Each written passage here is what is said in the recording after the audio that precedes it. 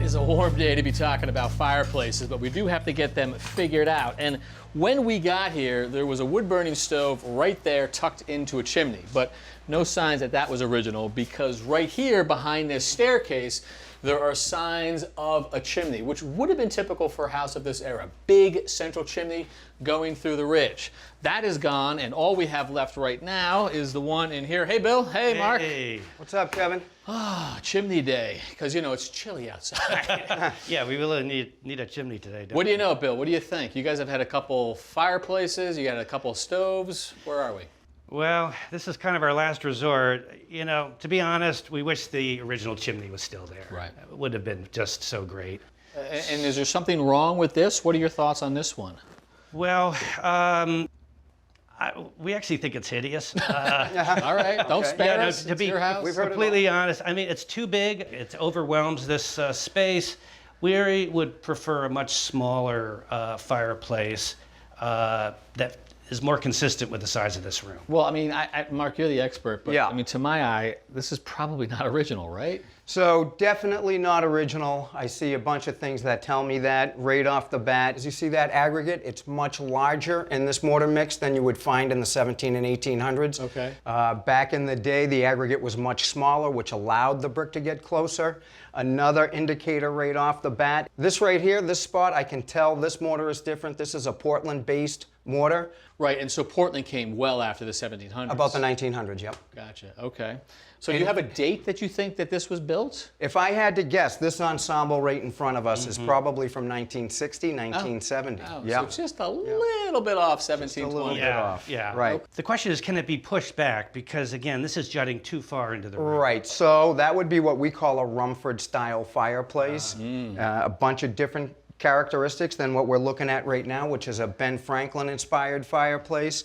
Well, a Rumford firebox is much shorter in depth, probably 12 to 14 inches. These side walls, they splay a little bit more, so 3 or 4 inches to your right, 3 or 4 inches to your left. Okay. But it's going to be a bigger splay, and that's going to give us the ability to take this whole thing and move it back. So again, giving you more room in this room. The Rumford-styled fireplace, what it does best is it separates the heat in the gas. So it pushes more heat out into the room, and again, that's all in the mechanics, the smoke shelf, the smoke chamber, all the mechanics that we build. And again, the production of heat is something we have to worry about because this is a smaller room. Right. And we don't want to overheat it. And then in terms of the gas, that's got to go up the flue. And do you have any idea if we've got a flue that we can use? So again, this is Discovery Day. So I'm going to take my hammer. I'm going to go right through this section of brick right here, and I'm going to find out what's behind it. I love Discovery Day. Yeah. Let's start Let's whacking. get at it. Oh, all right. A room. We're going that way. Ah. Oh, wow. Look at that. So again, Look at that. another sign. What does that tell you? Not very thick. So that's not good. Let me open it up a little more. And so do you think that you can actually retrofit a clay liner into this? I can. It's going to be super tight because the inside dimensions of the clay flue liner are what are used to dictate code. So 8 by 12 is going to be a little bigger for the outside. That's right. So again, a little bigger. We have, it's 13.5, so we can do it this way. Oh, boy. And then the 8 goes right across. You can see that the inside of the brick, I have 10, 10.25. So This news. would solve a huge problem for us. So does that mean that if you can fit it in, you can keep the chimney through the roof, rebuild this, and give us a Rumford that looks good and performs well? there you go. Yep. Hallelujah. Right. All right, Charlie. We got lucky here, which is great. We have enough room for our flue. We discovered that. Also, we're going to use a Rumford-style fireplace. You know the difference between a Rumford and a Ben Franklin. Ben Franklin, we use to cook more, but the Rumford is a heater, which is going to work out perfectly and also going to save us some room. So once we get this chimney supported, we'll be able to get this fireplace and push it back. And speaking of supporting the chimney, this all has to come out. That's Right. the easy part, right? Yeah. Now we have to hold about, what, 18 feet of chimney up? How much does that weigh?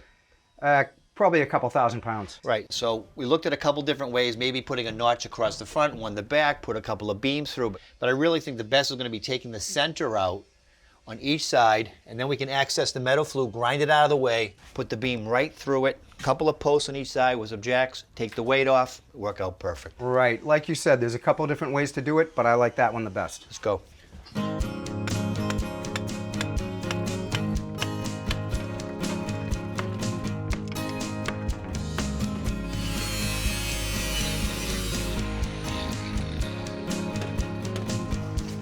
Perfect. All right, now, put it off the center.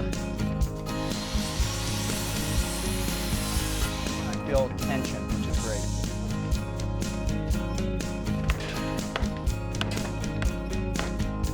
Let's go for it all. Okay.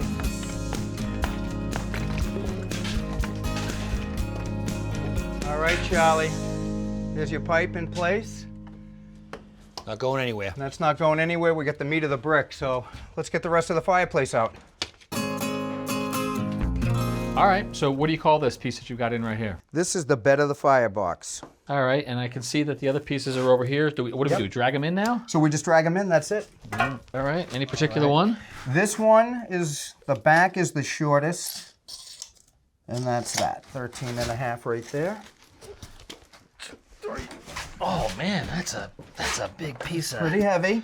So this is actually 2 pieces here, right? That's You got a right. concrete back? So what I did first at my shop was I formed out a concrete pad. It's about 3 inches. I let that set up overnight, and then I came back and put my fire brick down on top of it.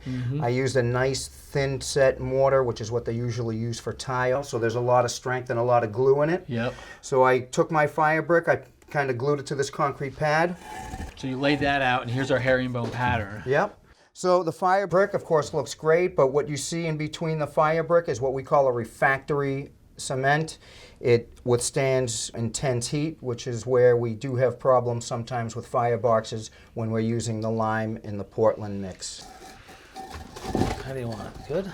That looks great. All right, I want to make a heavy bed. That way, if I have to plumb or level it, I'll have the play. Okay. All right, try to flip that right into place. Looks good from here, Kev? Just flip her right, yep.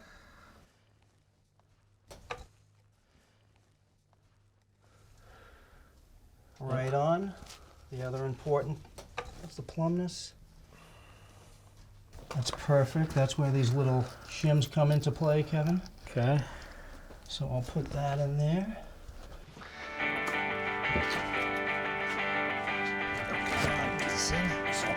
Grab this. Keep wiggling it down. You got it. Yeah. Round and round.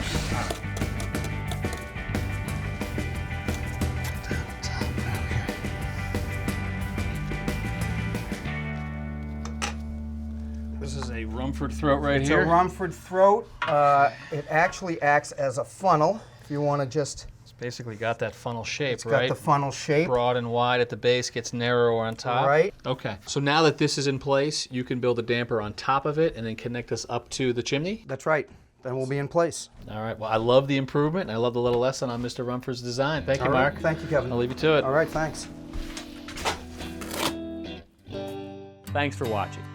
This Old House has got a video for just about every home improvement project, so be sure to check out the others.